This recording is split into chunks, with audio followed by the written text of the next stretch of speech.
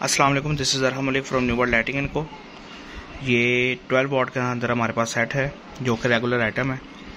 इसके अंदर जो बॉडी है वो 65 की भी मिल जाएगी और जो हम बॉडी चला रहे हैं अपनी ये वाली ये भी देखने को मिल जाएगी, जौन सा भी आप डिमांड करें।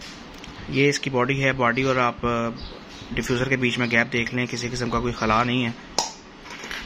ये 65 की बॉडी है, पाकिस्तानी मेड। ये आप बॉडी देख लें बेहतरीन अच्छे से, और इसको हम साइड पे कर देते हैं।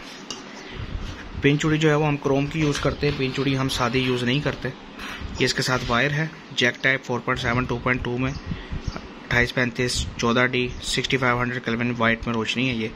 ये विद वारंटी विदाउट वारंटी। आपका ब्रांड हमारे ब्रांड पूरे पाकिस्तान में डिलीवरी अवेलेबल है। 0305 40 32 416।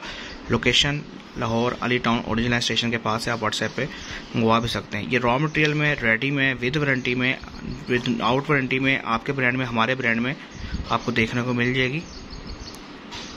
ये आप देख लें, ये मुकम्मल सेट आप ऑर्डर कर सकते हैं।